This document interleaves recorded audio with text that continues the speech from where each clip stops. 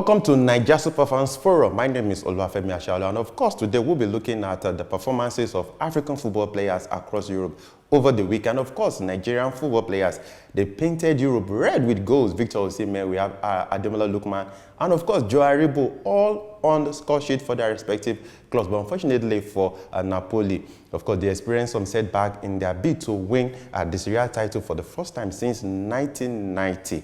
And of course, today we'll be looking at the situation with the Super Eagles of Nigeria. A short list of coaches have been submitted to the Nigerian Football Federation. We'll be giving you, this is from the grapevine, the coaches that have been shortlisted as far as that is concerned. And of course, the Super Falcons will be getting some attention on the show today. Kayode Ogundare is very much around. Kayode, you're welcome to the show. Thank you. So, how's it been with you?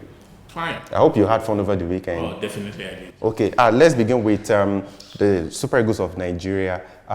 We heard that the technical committee asked us, they've submitted the list of coaches for all the national teams, and particularly for the Super Eagles. That one catches our attention.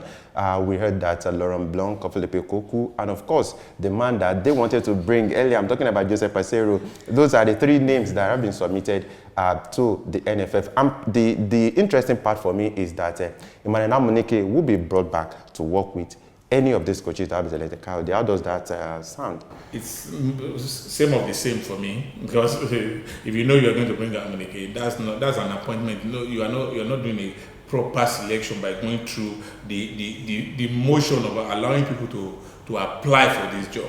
So you have coronated Amuneke as the manager in waiting. So there's no point saying. Then don't forget, we've been in this situation before. You are bringing in a technical whatever to superintend over Amuneke, who is boss. Amuneke believes, rightly so, that he is capable of being a boss on his own merit. But do you think the Federation wants to give the job to an indigenous coach, bearing in mind what just happened with Augustine Guavoin? See, what happened with Augustine Guavoin was not because of the color of his skin.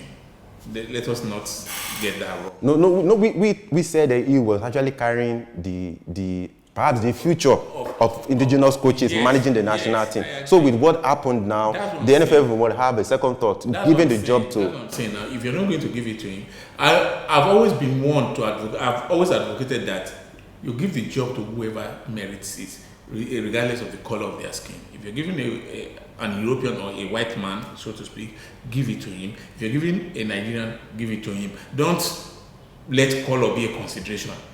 That's me. That's my thinking. If you're giving Amuneke, give him, allow him to make mistakes. He will get better on the job.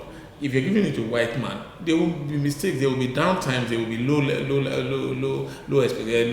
times. But you just have to stick with whoever you're giving the job to. Let the person have an extended period of time on the job. Let him make all his mistakes. Then you should have KPIs that you use to measure performance. Have short and medium term goals. Have long term goals that after 6 months, this is where we expect you to be. After a year, after 2 years, we expect to be XYZ. Our sport. That's how you measure. Then you have a proper development plan for our football that embraces all gamut of our football, from underage to the most senior, the Super Eagles. But if we don't do this, what I see the NFF do now, with what you're just saying, is trying to play the ostrich, pretend as if they do not have a part in what happened. That's a lot of people have been saying the NFF should also bear some bronze. Yeah, they should. But now they want us to forget what happened and just move on, appoint new coaches until the next disaster happens. They will now pretend as if they are clean. They go ahead to appoint new coaches. We keep going over the same thing over and over and expecting to see changes. It has never happened anywhere, and it will not happen. Okay, Kayode, we'll still have time to talk about the situation with the Nigerian Football Federation and in terms of recruitment of coaches. Okay, of course, also the Super Falcons of Nigeria will be playing against the Canadian national, their Canadian women counterpart. And that game, the second leg, some people say it is the second leg, will be taking place on Monday night. And of course, some Nigerians, particularly ex-internationals, have come out to fault the directive given to the technical committee of the Nigerian Football Federation to recommend coaches. They were saying coaches should have just been allowed to apply for the job rather than asking a committee to recommend coaches. Let's quickly go on this very brief. We're about to talk about how African footballers fare over the weekend. Please stay with us.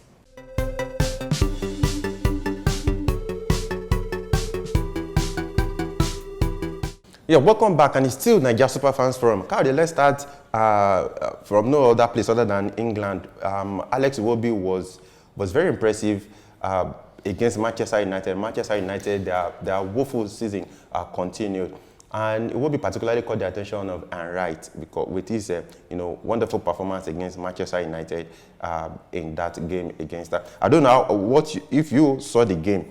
But before then, Frank Lampard described Iwobi as a very intelligent player. Though he got some criticism for describing Iwobi as an intelligent player, but Iwobi was outstanding in that game. Well, it depends on how he sees the game. He's the manager. I didn't see the game. I told you, I've stopped watching Manchester United games. Oh, so if Everton were playing Watford, you would watch? I would have watched. But until, you know my conditions. Anyway, don't let's put it on. I'll tell you guys one day, don't worry. I've stopped for now to watch Manchester. Kayode is watching A-Bar for now, you know. The thing about Iwobi is what I talked about last week on this show. I said Iwobi's problem is that of consistency. I said it. That in this match, it could be outstanding. The next match, it will be very, very ordinary. In this first half, it could be outstanding. The second half, it will be very, very ordinary. He has to find consistency. If he does that, Iwobi is intelligent, like his coach says. He's hardworking. He improvises a lot on the pitch. He's tireless. He runs a lot. For a player so young, he runs a lot. He does all of this in order to come across as impressive. He does all of this. I am not taking away anything from him, but he needs to find consistency. See, doing this one-off whenever you like is not going to cut it. The true test of a good player, not even great player, now is to be able to do something over and over and over again. But when we keep guessing which Iwobi are we going to get for this game, or he has done so well in his first half, do we keep him on for the second half or remove him? Then there's a problem there. So he has to find consistency. Okay, the biggest game in England was Manchester City Liverpool. I told you. And that game lived up to. I think Kayode, you know, if you could remember during our playoff, during the countdown to our playoff between the Super Eagles of Nigeria and Ghana, I called Kayode a prophet, but he didn't.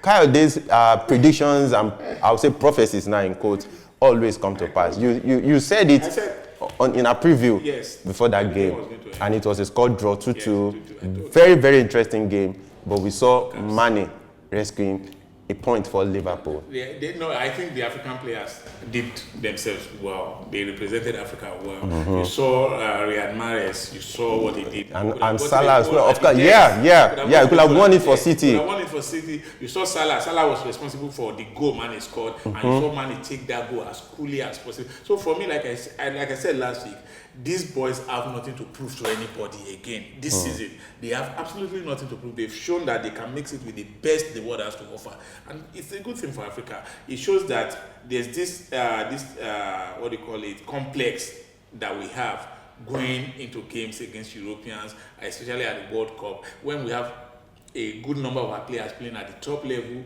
who show that they can do it. It bridges the gap between Africa and the rest of the world when we go to the World Cup. So you can begin to have that sense of anticipation that, hey, maybe this is the World Cup when Africa will finally cross that quarterfinal order. It's a possibility. Let's go for it. Okay, let's come back home now. Kayode, I'm talking about Africa. We had two great local derbies over the weekend. Ashanti Kotoko and Hearts of Oak. And you said it again. You said if there's going to be a winner, it will be Ashanti Kotoko. And of course, they consolidated their stand at the top of the Ghanaian Premier League. But let's talk about that, as well as the Oriental Derby here in Nigeria, Enyimba versus Rangers. What were your take, Kayode? Yeah, the reason why I keep telling you I'm not a prophet. Why I just felt Ashanti Kotoko were going to have it. I think they seem to have the better team overall, and they have the highest goal scorer. They have a good midfield. They have a good goalkeeper. So a whole lot of things were going for them, and they're top of the league. So that also adds to your confidence going into a big game. Although, like I said, when it comes to that, they're thrown out of window. Yeah, but at least it helps you. It helps you confidence. That, hey, you know what? we've beaten other teams. We can also take on this team and beat them. But it shows you how competitive the derby is. That they could only settle for one goal was enough to separate the winner from the. And of course, they also have the high goal scorer in the league. Frank Etuga. Exactly. Of course. That's what I'm saying. So they had a lot going for them, and like I said, they have a good team too. They have a good team. They are called Porcupines for a reason. So they have a good team, and it showed in their game. That's why I just felt on the balance of play that they would be able to edge this. Coming back to Nigeria, the Enyimba Rangers game. Rangers actually started as if they were going to carry the day, and at the point it was 1-1, and I felt probably if we had a draw, it would still work well for Pastor K. At the end of the day, Enyimba were able to come back from behind to steal a very, very important victory. One, against a formidable opponent, Rangers are third on the league. Two, against a formidable Eastern Nigeria opponent. Rangers are the big elephant in of course. Nigeria. Then it's also a very, very important victory for the coach. Even Finidi. For Coach Finidi now, because he was under terrible pressure before the game. Now, those 3 points will save him for at least the next week. Before he gets another game comes on. So for me, I think it's a good win for Enyimba, it's a good win for Finidi, and it's also a good win. It's a good advertisement for the league too, that teams can go away and hope to win and do well too on the road. Unlike before that, before you go away, you have already counted win at home at all costs. Yeah. So it's positive for me. So like I said, altogether, it was a good weekend for football. Okay, for results in week 24 of the Ghana Premier League, Accra Lions lost 1-0. They won 1-0 at home to Karela United. Ash Gold won 6-0 against Wafa. Beckham United, they won 1-0 at home to Gold Stars. And Berekum Chelsea, of course, they won 1-0 at home to Legon Cities. Dreams and 11 Wonders, they drew 1-0. Elmina Sharks won 1-0 at home to King Faisal. King Faisal, they've parted ways with their coach after that game. And Great Olympics won 2-1 at home to Aduana Stars. Then Medema, they won 2-1 at home to Real Tamale United. Then, of course, the big game, Ashanti Kotoko versus Hearts of Oak. Of course, it ended in favor of Ashanti Kotoko. Okay, Kyle, let's look at of course, let's go to Spain now. Villarreal at Atletico Bilbao. Of course, though we're still looking at other African players before we come home to a Nigerian player, but let's look at Asamoah Chukwueze. Of course, he also has a teammate. I'm talking about Cedric Bekamba, who wasn't in that game at all, but Chukwueze got his third assist of the season for Villarreal. Yeah, coming back from that long injury layoff, it takes time to get gradually into the game. Like I always say, Chukwueze's challenge is not doubted, but he has to raise his game, especially for the Super Eagles. I've said that over and over again, Femi. He has been less than ordinary for the Super Eagles for a lot of games, but the talent is not doubted. You can see that he has talent, and he tends to do well for Villarreal when he plays for them. So he should be able to replicate that for the Super Eagles. When he's able to do that, then I think we have another weapon on that side of the pitch. Strasbourg, Lyon in France now. It was a contest between two African players. I'm talking about Alexandra Djiku. I think your United should sign Djiku to replace Maguire at the end of the season. It's just an advice anyway. Then Toko Ekambi got a late gasp winner. Equalizer for Lyon. So it was a 1-0. But Djiku, of course, made history in that game. He became the Ghanaian who has featured the most in the French League One, beating the record set by Andre Ayew. So he has now played 183 games, while Andre Ayew has played 182 games. Of course, the closest person to Andre Ayew is his younger brother. I'm talking about Jordan, who also made 159 appearances. But Djiku, I think that boy is on to great. He's blowing my mind. He's blowing everybody's mind. If you know football, you know that boy. Should I be calling him a boy? That man is on to greater things. You like his confidence on the ball. There's no way you won't fall in love with him. And I think I will take your advice seriously. We'll talk at the Manchester United board. See how. Okay, guys, we talk. Please talk. Him to replace the plague that is in the heart of our defense. So I think that's a good idea. That would be a good addition for us. I hope he is able to make the step up. But so far, so good. He has blown everybody's mind. If you know football, if you know the heart of defending, you fall in love with Alexander. And I think it reminds you also of our own Uche Okechukwu. Okuchu. Elegant on the page. 1994, always on my mind. It displays And Atlanta, It 1996. possesses you of the ball without any force, any fighting, and before you know it, it's collected the ball and it's off. So for me, I think he should be one of the next African superstar. We should be on the lookout for him. Okay, let's look at Lorient versus Saint Etienne. Kayode, before then, Terry Murphy has had a quiet season. 2 weeks ago against PSG, they got stormed 5-1. He scored the consolation goal. And this weekend, of course, against Saint Etienne, they won 6-2. He scored a brace. And he also had an assist. I think he's the superstar of the week for us. Yeah, he should be our star of the week. And like I told you last week when we were talking about him, I said he just needs to do this on a consistent level. You know, one thing, he has a disadvantage already. He's playing for a small team. That's the disadvantage. If he gets to do this on a consistent basis, the bigger teams will see him.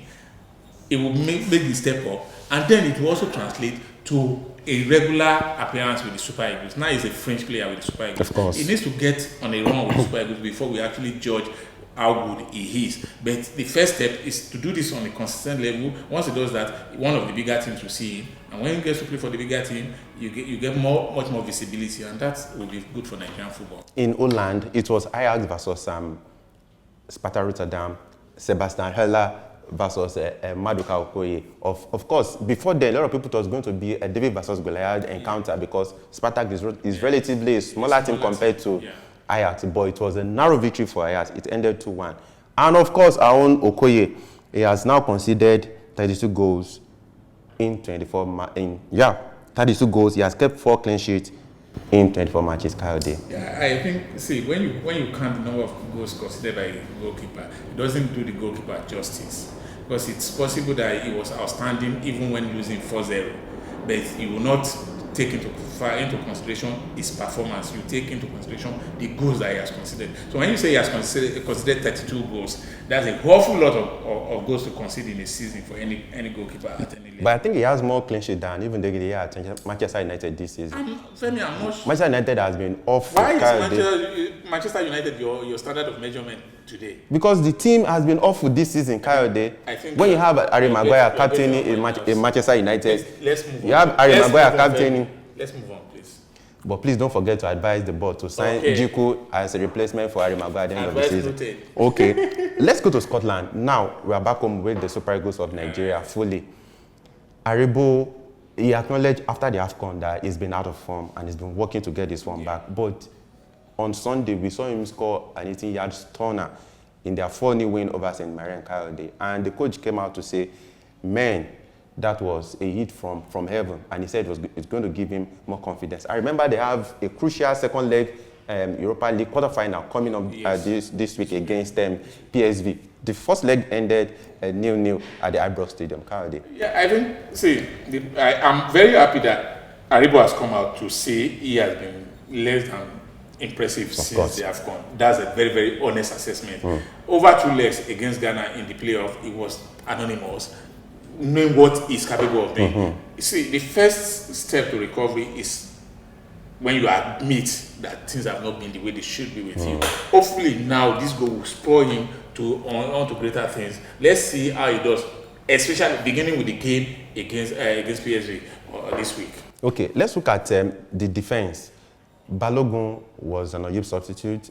Calvin wasn't even in the match squad, though the coach came out to say that he wanted him to rest because of the crucial game against PSV coming up. But when you look at generally, as we round up now, the Nigerian players, the performances, the clubs they play for, the appearances, I think it tells a lot about where we are and the quality, the depth of quality. I'm talking about the lack of quality in the Super Eagles of Nigeria compared to a team like, let's say, Senegal or even Morocco, if you say, or even Cameroon. You cannot compare the two. You cannot compare Nigeria with them because Nigeria is a special case. Special case, how do you mean? Thank you very much. In the sense that, you see, when you hold a sieve like this and you're pouring water through the sieve, there will be you are pouring rice water through the cell. 1 or 2 grain of rice will fall through with the water. That's what happens. That's the analogy I want to use with Nigeria. There is no deliberate policy to bring players up. So what you see is players through their own effort, through their own exertion, coming through the ranks.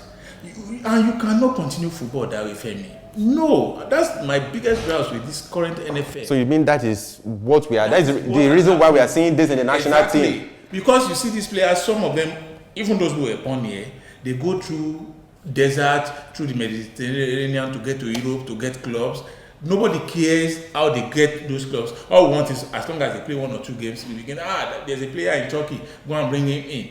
That haphazard way of doing things will not work for long. It can win you the odd victory now and again.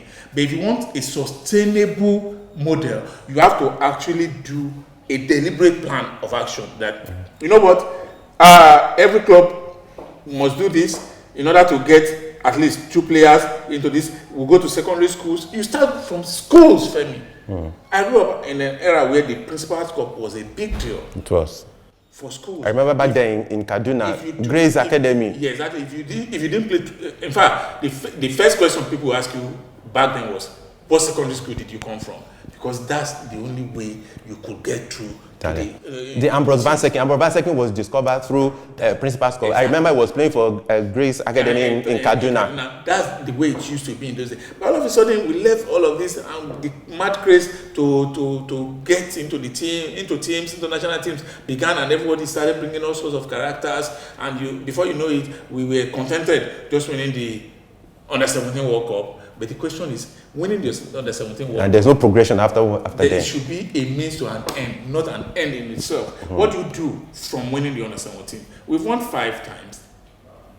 And how many of them are progressed even to Under-23 and even to the Super Eagles of Nigeria? We've not won the Under-20, despite the fact that the bulk of the teams that win the Under-17 are always available to progress into the Under-20, but they do not, because we do not have a program. Femi, I think it's a whole lot of things, because that's why you talk about age and all that, because you had the Christian Macaulay of this world. What happened afterwards? If a player is qualified to play the Under-17, then definitely, automatically, he will be qualified to play the next Under-20. But what I'm saying is, the moment they come back from the Under-17, what happens to those players? Before they even come back, before they leave, Femi, there are things I will tell you on this program that you'll be shocked. These players already are beholden to agents. Please, I need to finish the programs. I don't want to get shocked. They are beholden to agents even before they go to. It is those agents that secure spots for them in the national Under-17 team. And once they finish playing, those agents take them off. That means something must exchange before those guys even get you know that now. Those agents take them off to Europe, turning them to all sorts of clubs in Estonia, Lithuania, and Azerbaijan, all in the name of, I don't want them to stay at home, because the only players that have relevance in Nigeria are those who are based abroad. Okay, Kayode, we'll still have time to discuss all that. Let's talk about Osimhen. He got a goal against Fiorentina. Unfortunately, they lost 2-3 at home at the Diego Armando Maradona. He got a goal, but it was not enough for them. How much of a setback do you think this will be in their bid to win? It is a big one, a big setback for them. Hopefully, they can recover. It's not lost. But because Milan also drew. Yes. Milan drew away to Torino. Yeah, exactly. That's why I said it's not all hope is not lost. It's still, in fact, as a matter of fact, I think they are back to the way they started the weekend. Status quo. Yes. So it now depends on what happens from now going forward. They will have, I think, 6 cup finals between now and the end of May. So it's left with a team that wants it more. To take your chances. As we round up, Kayode, the Super Eagles of Nigeria, the position of the technical team, do you think coaches should have been allowed to apply directly instead of a committee recommending to the NFF? See, normally, in 30 seconds. To be honest, the best practice is to add on coaches. You understand? That's the best practice for teams at this level. But if we are honest, this is the way to go, to add on. At least you narrow the field. But then you look at those who have been narrowed down. Peseiro. What about Laurent Blanc? He won the Ligue 1 title with Bordeaux. Laurent Blanc and the other guys. Phillip Cocu. Those guys will come with a guarantee, with a memorandum of understanding. You cannot owe them.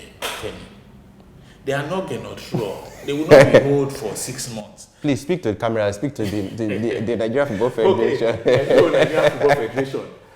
Laurent Blanc is not the kind of manager that you hold for 6 months. He's not Renotro.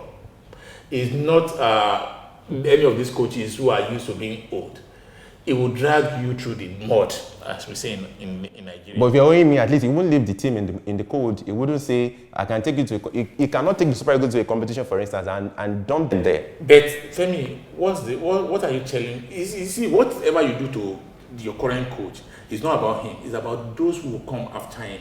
Because if I were a good coach now, not a hungry coach, I would not touch the Nigerian job with a long pole. That's me being very, very honest now. Because a job where your effort is not appreciated, where you are not paid as at when due, for whatever reason, what you are telling the coach is to cut corners, collect money from unscrupulous agents, bring in all sorts of players. Then you cannot blame the coach. You cannot in any way or form. So for me, that's the first thing we have to do. Maybe sign a bank guarantee for the first 6 months that your money is in the bank. You'll be paid. A standing order is in the bank. Anything less than that. What happened after the 6 months? No, before the expiry of that 6 months, another one will be paid. It will be written in the contract that automatically, if it is not paid by the 4th month, if another tranche is not paid by the end of the 4th month, then the contract is automatically null and void.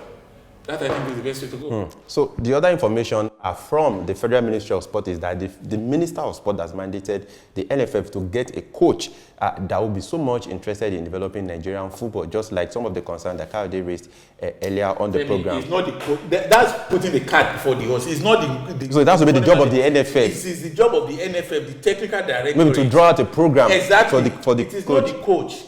The coach will not come and do that for us. But don't forget that this current NFF, the tenure ends June, July. The tenure of this NFF, not the NFF itself. The NFF is the government parastatal. It is a continuum. But you know how things work in this climate. But you know how things work in this climate. It is the ESCOs that will leave. If you have a 10-year plan, for example, regardless of who comes in at what point, you know you have to follow that point, that plan. That's what we are talking about. Forget Amaju Binik or whoever is there. He's going to leave at the point. But the plan should be for a long time. That's what Spain did. That's what Belgium did. They are not just top of the FIFA rankings by accident. They had a plan. A deliberate effort. That's what we should be looking at. And it's not. We shouldn't leave it for the manager, whoever that is going to be, to come and be running after secondary school students to develop. No, it's not going to work. We should have a think tank that will draw up a plan for Nigerian football. That's the way to go. Okay, for our fans, I don't know, do you agree with the technical committee of the Nigerian Football Federation? You have a Phillip Cocu, a Laurent Blanc, and of course, this Jose Peseiro. Some people are saying maybe this Peseiro that's coming up every now and then, maybe we should give him a chance. What do you think? Let us know. And please don't forget to like our videos, of course. And please also don't forget to keep your comments coming. What do you think we should do? A particular footballer that you think we're not talking about, not getting enough attention as far as our focus on African football is concerned. And please continue to subscribe to our YouTube channel. Kayode, once again, thank you for coming. It's always a pleasure being here. And please don't forget to tell Manchester United that there is a particular Alexander Jekyll who is better than Harry Maguire, who keeps giving Kayode heartache every week. My name is Oluwafemi Ashaolu. Until we come your way again, bye for now.